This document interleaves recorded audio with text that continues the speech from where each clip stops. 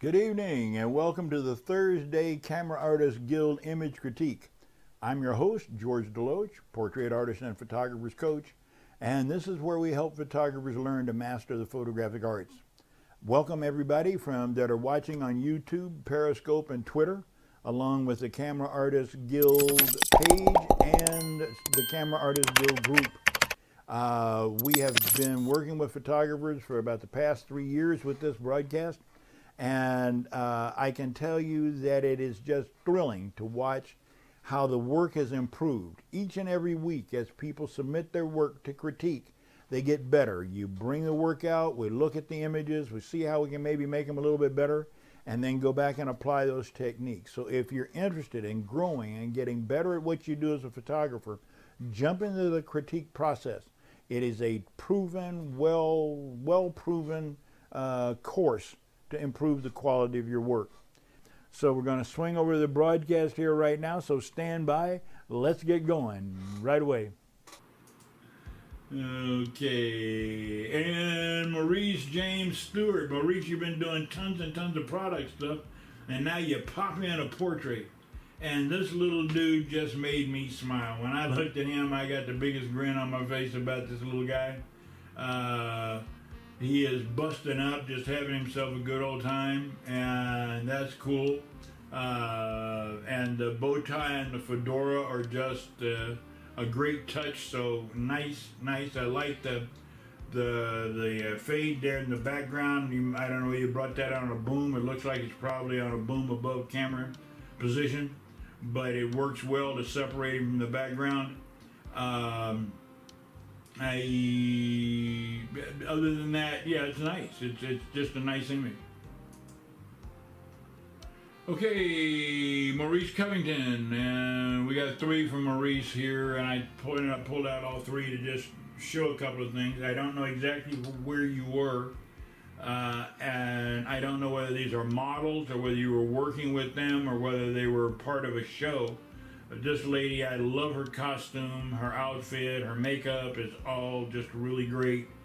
It almost looks like Las Vegas, but I'm not certain. It could be anywhere where they have a big hotel or something like that. But look around for an area that you can do away with this bright column. The skin tones, the bright column are all so close there together that this area predominates, and this is the area you want. You want to get in there and show that look that she's giving, because it's a great outfit and great makeup.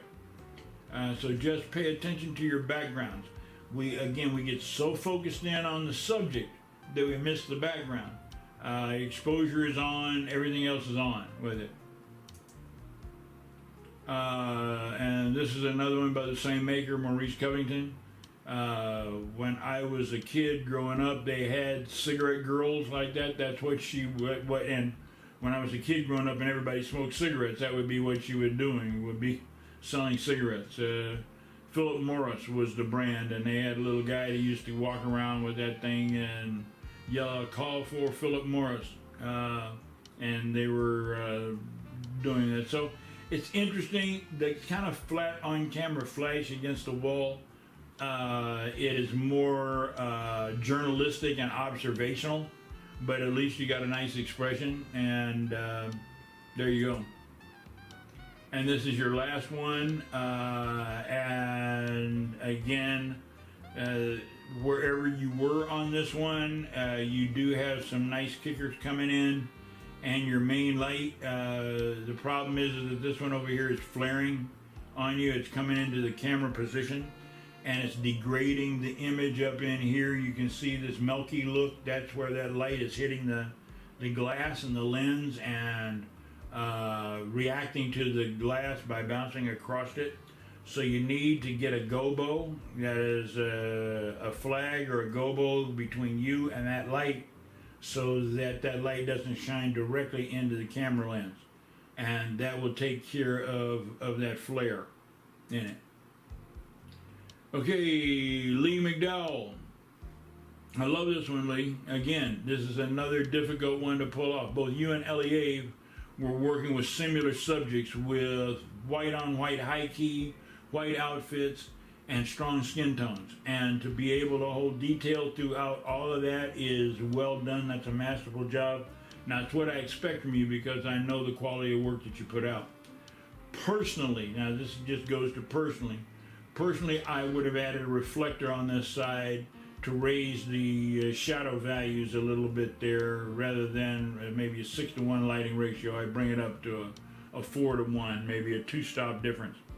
But that's a judgment call on creativeness, not a criticism.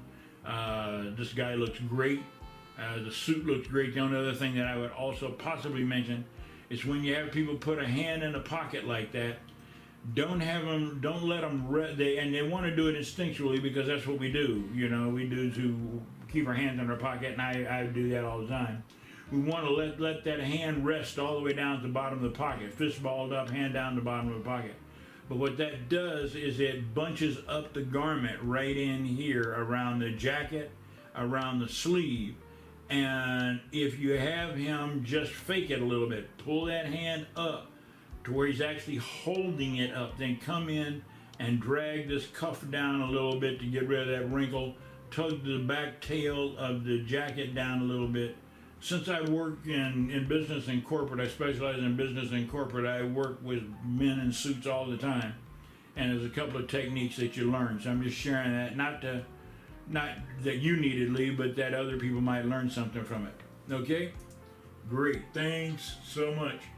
This is another one by Lee, and there's two that you did that I just really thought needed to point out some of the real detail that you put into conceptualization on these. To think about these and to arrive at them. There is, well, we're going to the other one next time, but I love this. The clamshell, the beach, the artificial light source, and the available light both working together, and you held everything together, detail all the way around and in the horizon. So another masterful job, well done. Now this one, I really like the fact that you did show behind the scenes, and you said that there was something that you live near the beach and there's something that floated up on the beach. To me, it looks like a buoy of some sort, but you were able to come up with a concept from this piece of iron and float that's there. You got an idea, and I love these lights. I'm really thinking about getting a set of them. I think that's the 8200s or something like that. And I'm glad to see you're working with them. Let the group know how you like those, because I need a set of powerful portable lights like that, and that seems to be the one to go. But to take that, set it up, and then end up with this out of that was just masterfully done. It shows that you can find stuff to photograph, even if it's just beach combing, walking down the beach and there's something there if you're out, if you're looking for it, and if you're trained and skilled yourself. Now, Lee has been in photography maybe as long as I have. So stuff like this jumps out. And I also like the very warm tones that you use, the warming gel that you use to bring that up some. So nice. Nice, nice, nice. Okay, Keith Davis, and this is one from a series that you've shown a few times, and I just wanted to point this out. Great concept. Keith comes up with these really wild concepts, and it's well executed. From what the blurb says down here, that the clients loved it, and it's a very interesting and nice concept, well executed.